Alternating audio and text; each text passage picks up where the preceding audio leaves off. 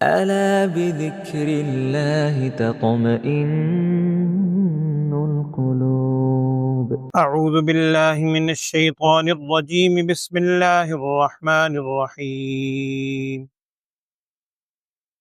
يسبح لله ما في السماوات وما في الأرض، له الملك وله الحمد وهو على كل شيء قدير.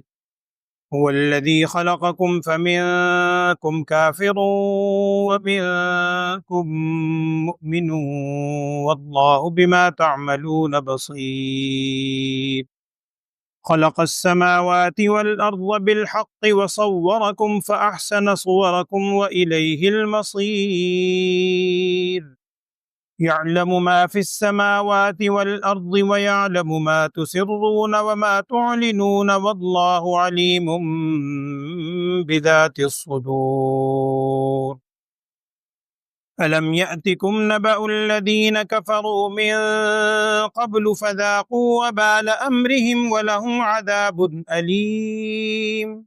ذلك بأنه كانت تأتيهم رسلهم بالبينات فقالوا أبشر يهدوننا فكفروا وتولوا واستغنى الله والله غني حميد.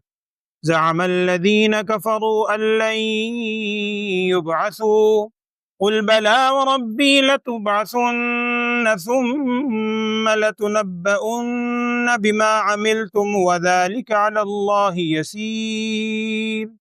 فآمنوا بالله ورسوله والنور الذي أنزلنا والله بما تعملون خبير. يوم يجمعكم ليوم الجمع ذلك يوم التغابن ومن يؤمن بالله ويعمل صالحا يكفر عنه سيئاته ويدخله جنات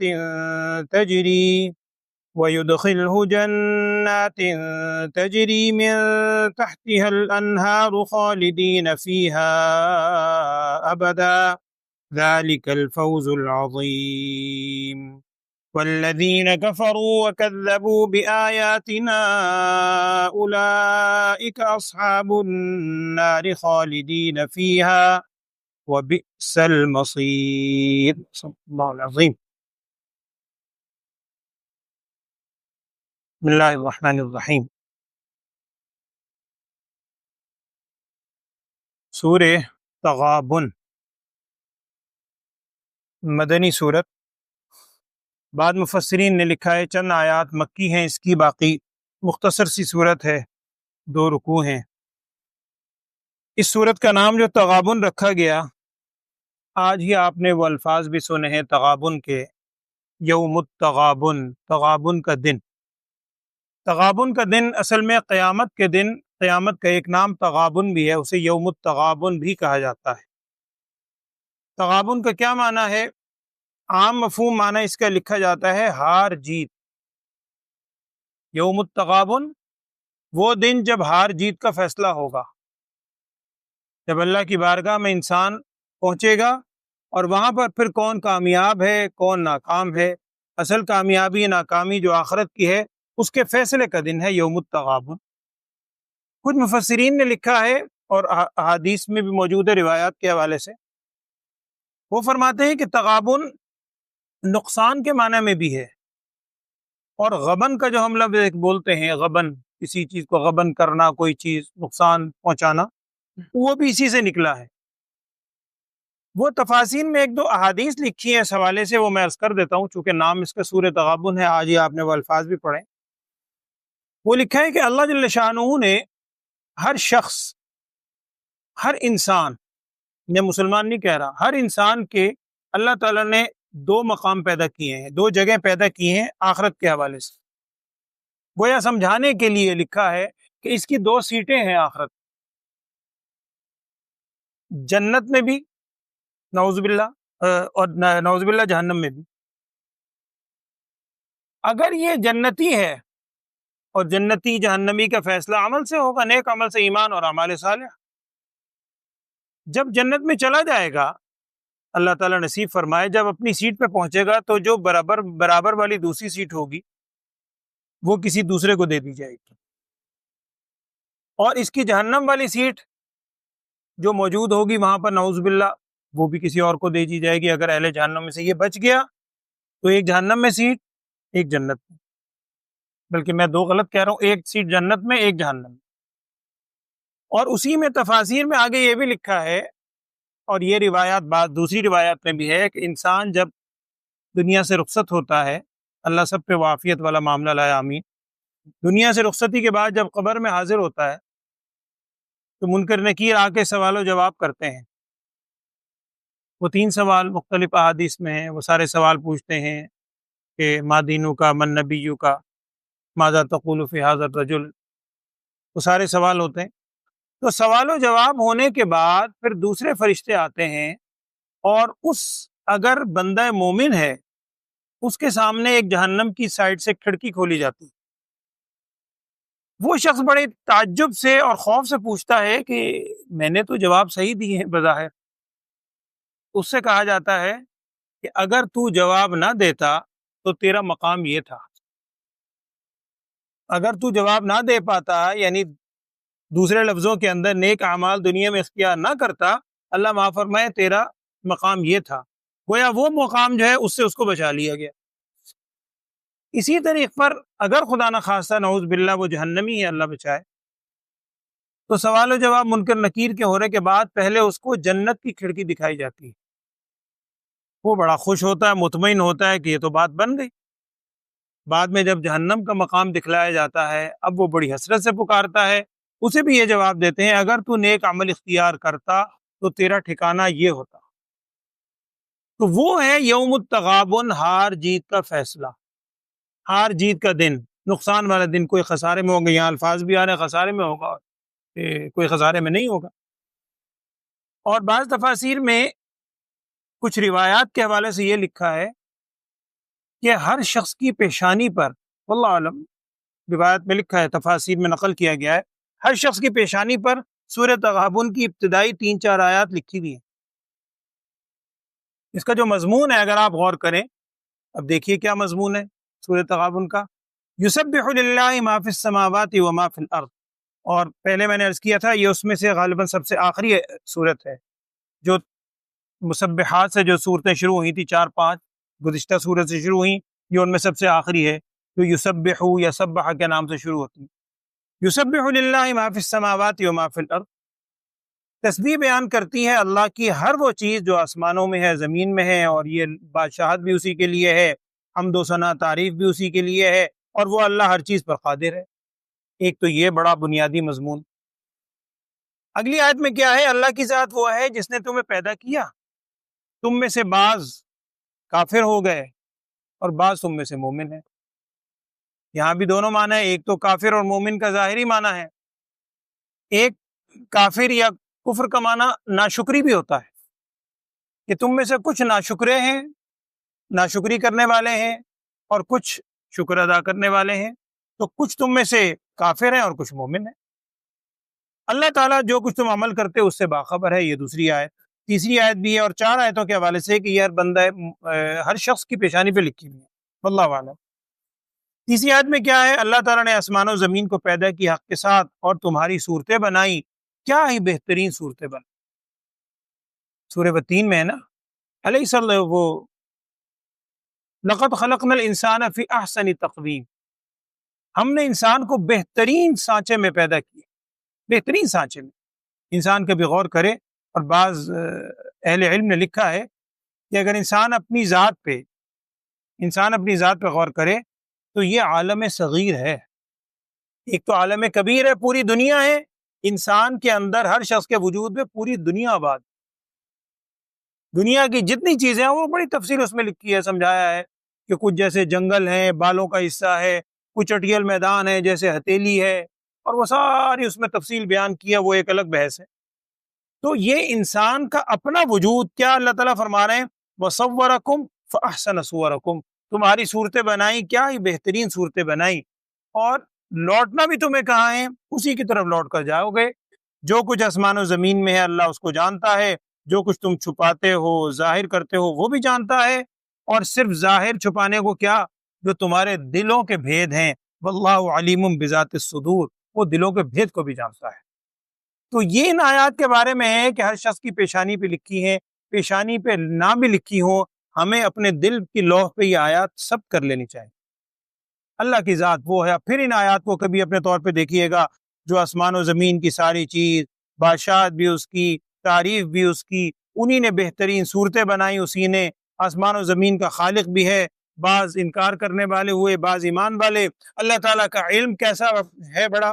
اب اگر آپ غور کریں، ابتدائی آیات میں اللہ تعالیٰ کے خلق کی جو قوت ہے، تخلیقی قوت، اس کا بیان ہے، اللہ تعالیٰ کا خلق کیسا ہے۔ بعد کی آیات میں اللہ تعالیٰ کی علمی قوت کا بیان ہے کہ آسمان و زمین کی چھپی ہوئی، ظاہری، اللہ کے حتیٰ کہ دلوں کے بھید کو بھی انسان کے وہ جانتا ہے۔ اس سے بڑھ کر علیم کون سی ذات ہو سکتی ہے۔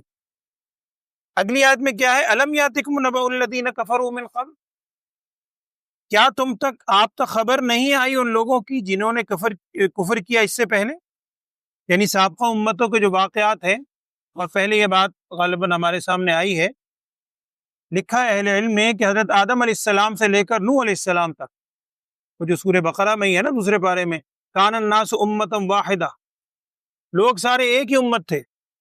حضرت نوح علیہ السلام کے دور سے پہلے تک شرک نہیں تھا، اخلاقی برائیاں تھیں، وہ تو آدم علیہ السلام کی اولاد سے شروع ہو گئی، حابیل قابیل کا جھگڑا اور وہ حسد اور تکبر، وہ سب کہانیاں تھیں، لیکن شرک نہیں تھا۔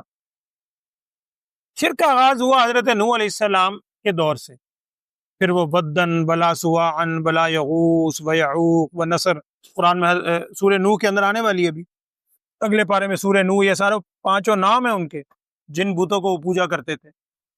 تو اللہ جل شانہ کی ذات، اچھا یہ کیوں ہوا؟ بعض کافر ہو گئے، بعض مومن ہو گئے، کیوں؟ کیا اب تک خبریں نہیں آئیں ان لوگوں کی جو ان سے پہلے گزر چکے؟ نوح علیہ السلام کی قوم ہے، بعد کی قوم ہے، کیا ان کی کیا کیفیت رہی؟ فذاقوا وبال امرہم، انہوں نے اپنے کاموں کا وبال چکھ لی، جو برے عمل کیے تھے اس کا وبال، اس کا انجام انہوں نے چکھ لیا۔ تو جب ان کی خبر آپ سن رہے ہیں یا قوم سن رہی ہے، اہل مکہ اولین مخاطب ہے، تم سن رہے ہو کہ ان کے اعمال کا وبال انہوں نے چکھا، تو تم اگر برے اعمال کرو گے تو تم کیوں نہیں چکھو گے؟ تم کیسے بچ جاؤ گے؟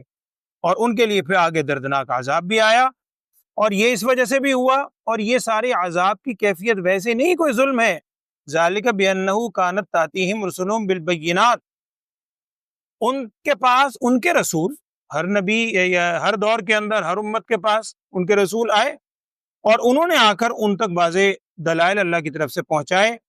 بدلے میں انہوں نے کیا کہا؟ یوں کہنے لگے ابشر یہدوننا، کیا بشر ہماری رہنمائی کرے گا؟ یعنی انسان اور بشر کو یعنی اب نبی ماننے پہ تیار نہیں ہے۔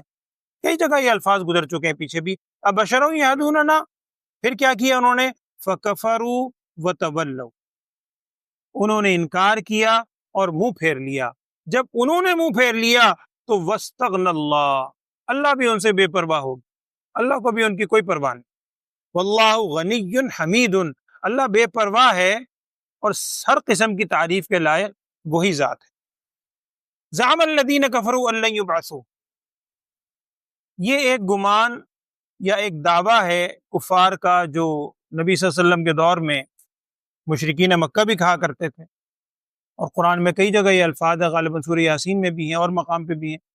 اذا میں ابھی سورہ قاف میں آپ نے پڑھا اذا متنا وکنا ترابا، کیا ہم مٹی ہو جائیں گے، مر جائیں گے، کیا دوبارہ اٹھائے جائیں گے؟ ذالک رجع بعید، یہ تو بڑی دور کی بات ہے، ایسا تو ہونا ممکن ہی نہیں ہے۔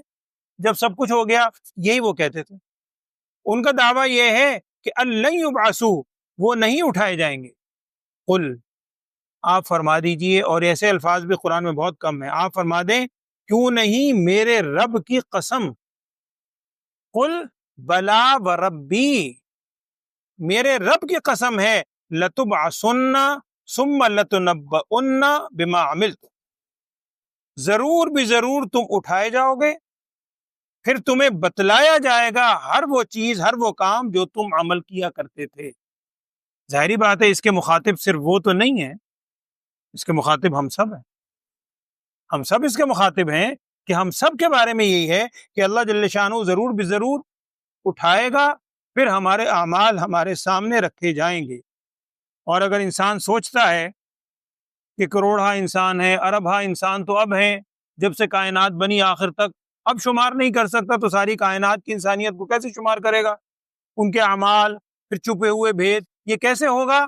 یہ سارے الفاظ کہنے کے بعد قرآن کیا کہہ رہا ہے؟ وَذَلِكَ عَلَى اللَّهِ يَسِيرٌ، اللہ پر تو بڑا ہی آسان ہے۔ تم اپنے اوپر رکھ کے سوچتے ہو؟ اللہ تعالیٰ کی ذات تو دیکھو پہلے، جو آسمان و زمین کا مالک ہے، جو جانتا ہے، جو ہر چیز ہے، اس کی یعنی علم کی وسعت، اس کی قدرت کی وسعت، اس اللہ کے لیے کیا مشکل ہے؟ وہ تو بہت ہی آسان ہے۔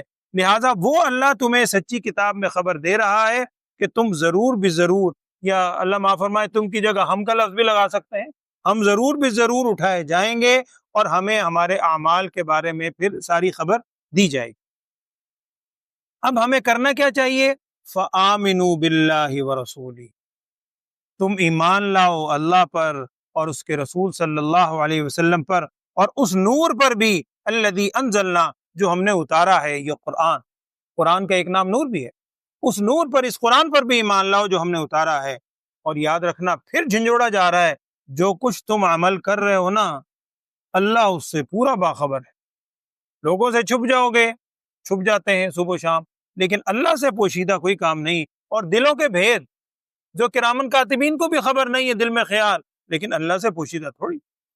یہ سب کب ہوگا؟ اب وہ آ گیا یوم التغابن۔ کب ہوگا؟ یوم یجمعکم لیوم الجمع، جس دن تمہیں جمع کرے گا، وہ جمع کرنے کے لیے، وہ جمع کرنے کا دن ہوگا۔ کیسا دن؟ یوم التغابن۔ میں نے عرض کیا، اکثر مفسرین نے اس کا ترجمہ یہ کیا ہے، ہار جیت والا دن، جب ہار جیت ہر ایک کی ہو جائے گی۔ اور سورہ آل عمران کے آخر میں ہے غالباً، فَمَنْ زُحْزِحَ عَنِ النَّارِ وَأُدْخِلَ الْجَنَّةَ فَقَدْ فَازَ۔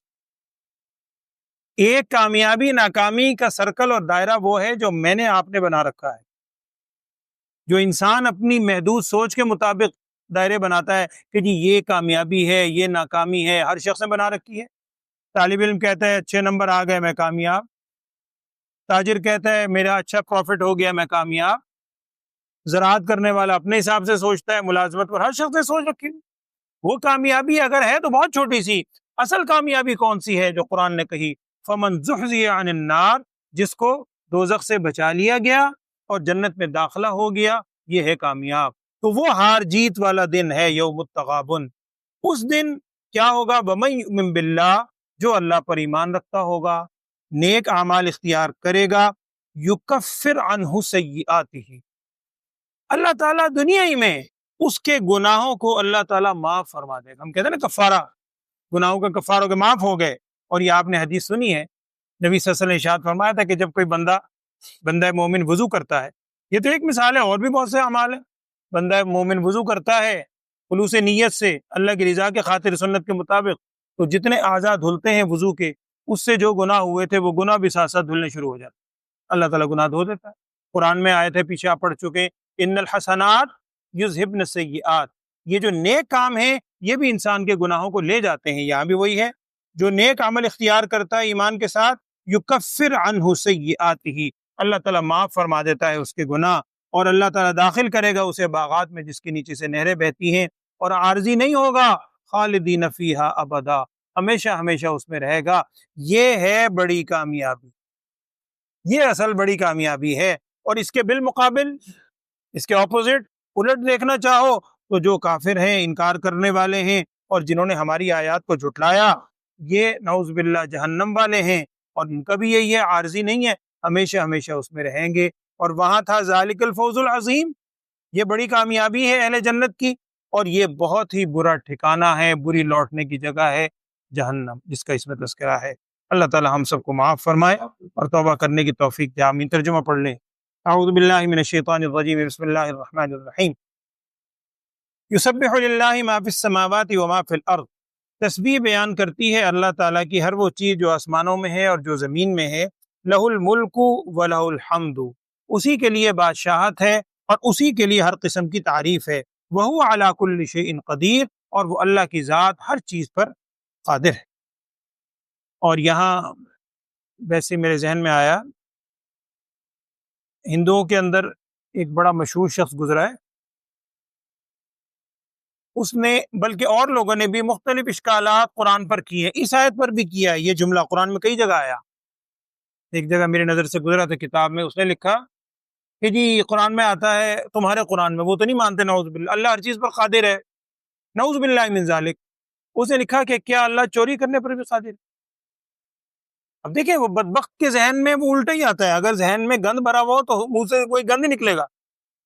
پھر اللہ والوں نے جواب بھی دلوائے۔ ایک بزرگ نے جواب میں لکھا، اللہ کے بندے، چوری کس میں ہوتی ہے؟ دوسرے کے مال میں۔ چوری کس میں ہوتی ہے؟ دوسرے کے مال میں۔ اللہ تو ہر چیز کا مالک ہے، وہ تو آسمان و زمین ہر چیز، لہ الملک ولہ الحمد۔ تو چوری تو دوسرے کے، اس سے ہٹ کر تو کوئی مال ہے ہی نہیں، یعنی جیسا منہ ویسا تھپڑ، اس کو پھر اسی انداز میں جواب دیا جاتا ہے۔ تو وہ اگر ذہن کے اندر وہ چیز ہو تو الٹے سیدھے سوال بھی شیطان اسی قسم کے ڈالتا ہے۔ لاہور پڑھنی چاہیے اس قسم کا اگر کبھی خیال آئے، اللہ معاف فرمائے۔ والذی خلقکم فمنکم کافر ومنکم مؤمن، اللہ کی ذات وہ ہے جس نے تمہیں پیدا کیا، فمنکم کافر ومنکم مؤمن، تم میں سے کچھ کافر ہیں اور کچھ مومن ہیں۔ اور مفسرین نے لکھا ہے کہ اس میں کافر کا ذکر پہلے ہے، مومن کا ذکر بعد میں۔ اس کی ایک وجہ یہ لکھی ہے، باقی اللہ جانتا ہے، اللہ کا کلام ہے، اللہ اس کو ذکر کر دے اسے ذکر کر دے۔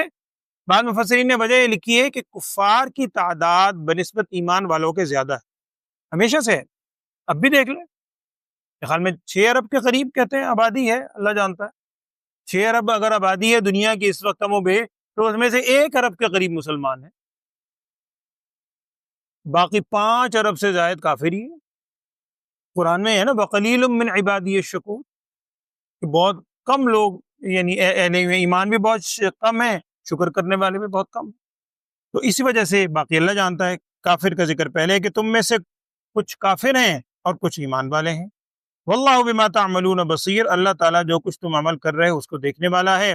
خلق السماوات والارض بالحق، اللہ ہی کی ذات ہے جس نے پیدا کیا آسمانوں کو بھی زمین کو بھی حق کے ساتھ، وصورکم، اور اس نے تمہاری صورتیں بنائیں، فاحسن صورکم، بس کیا ہی بہترین تمہاری صورتیں بنائیں، وإلیہ المصیر، اور اسی کی طرف لوٹنا ہے۔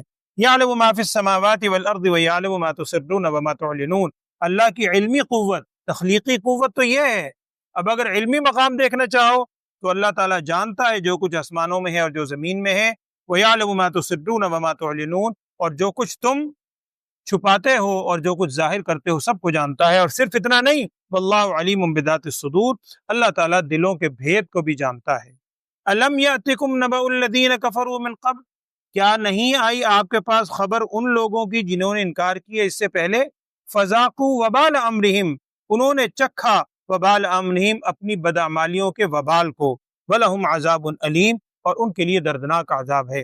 ذَلِكَ بِأَنَّهُ، یہ دردناک عذاب کیوں ہے؟ ذَلِكَ بِأَنَّهُ، یہ اس وجہ سے ہے، كَانَتْ تَأْتِيهِمْ رُسُلُهُمْ بِالْبَيِّنَاتِ، کہ آئے ان کے پاس اللہ کے رسول بالبینات، واضح معجزات لے کر، فَقَالُوا، وہ یوں کہنے لگے، أَبَشَرٌ يَهْدُونَنَا، کیا بشر ہماری رہنمائی کرے گا؟ فَكَفَرُوا، یہ بات کہہ کے انکار کر دیا، وَتَوَلَّوْا، اور منہ پھیر دیا، وَاسْتَغْنَى اللَّهُ، اللہ نے بھی ان سے بے پرواہی کی۔ وَاللَّهُ غَنِيٌّ، اللہ ایسے لوگوں سے بے پرواہ ہے، حمید، ہر قسم کی تعریف کے لائق ہے، اسے ان کی تعریف کرنے کی ضرورت نہیں ہے، بے نیاز ہے۔ زعم الذین کفروا، دعویٰ کرتے ہیں وہ لوگ جنہوں نے کفر کیا، کیا دعویٰ کرتے ہیں؟ الَّن یبعثوا، کہ وہ نہیں اٹھائے جائیں گے، ہرگز نہیں اٹھائے جائیں گے، وہ تو یہ سمجھتے ہیں۔ قل، آپ فرما دیجئے، بلا، کیوں نہیں، وربی، میرے رب کی قسم، لتبعثن، تم ضرور بھی ضرور اٹھائے جاؤ گے، ثم لتنبؤن بما عملتم، پھر تمہیں خبر دی جائے گی جو کچھ تم عمل کیا کرتے تھے۔ وذالک علی اللہ یسیر، اور اگر سمجھتے ہو یہ سب کیسے ہو جائے گا، اللہ تعالیٰ پر تو بہت ہی آسان ہے۔ فآمنوا باللہ ورسولہ، تم ایمان لاؤ اللہ پر، اس کے رسول پر، والنور الذی انزلنا، اور اس نور ہدایت پر بھی جو ہم نے نازل کی، قرآن، واللہ بما تعملون خبیر، اور اللہ تعالیٰ جو کچھ تم عمل کر رہے ہو اس سے باخبر ہے۔ یہ ساری کیفیت، پیش ہونا، اعمال کا سامنے آنا، یہ کب ہوگا؟ یوم یجمعکم لیوم الجمع، جس دن وہ تمہیں جمع کرے گا جمع کرنے کے دن کے لیے، وہ جمع کرنے کا دن ہوگا، کون سا دن؟ ذالک یوم التغابن، یہ ہے ہار جیت والا دن۔ ومن یؤمن باللہ ویعمل صالحا، اور جو شخص ایمان لایا اللہ پر اور اس نے نیک اعمال کیے، یکفر عنہ سیئاتہ، معاف فرما دے گا اللہ اس سے اس کے گناہوں کو، ویدخلہ جنات تجری من تحتها الانہار، اور داخل کرے گا اسے ایسے باغات میں جس کے نیچے سے نہریں بہتی ہوں گی، خالدین فیہا ابدا، پھر وہ اس میں ہمیشہ ہمیشہ رہے گا۔ ذالک الفوز العظیم، یہ بڑی کامیابی ہے، اللہ ہمیں بھی نصیب فرمائے، آمین۔ والذین کفروا وکذبوا بآیاتنا، بالمقابل اس کے وہ لوگ جنہوں نے انکار کیا اور جھٹلا ہماری آیات کو جھٹلایا، اولئک اصحاب النار، یہ آگ والے ہیں، خالدین فیہا، یہ بھی اس میں ہمیشہ ہمیشہ رہیں گے، اللہ محفوظ رکھے، وبئس المصیر، اور بہت ہی برا وہ ٹھکانہ ہے آگ۔ ہر روز تقریباً ہم آیات اسی مضمون کی سنتے ہیں، پڑھتے ہیں، لیکن یہ دنیا ایسی رذیل چیز ہے کہ وقتی طور پر انسان کو اثر ہوتا ہے، پھر جا کے اسی کام میں مشغول ہوتا ہے۔ اسی وجہ سے جب خیال آئے اللہ کے حضور توبہ کریں اور اپنے گناہوں کی فکر فرمائیں، اللہ تعالیٰ نیک عمل کی توفیق دے، آمین۔ الحمدللہ رب العالمین، اللہم صلی علی سیدنا و مولانا محمد وعلی آل سیدنا و مولانا محمد وبارک وسلم ثم صلی علیہ۔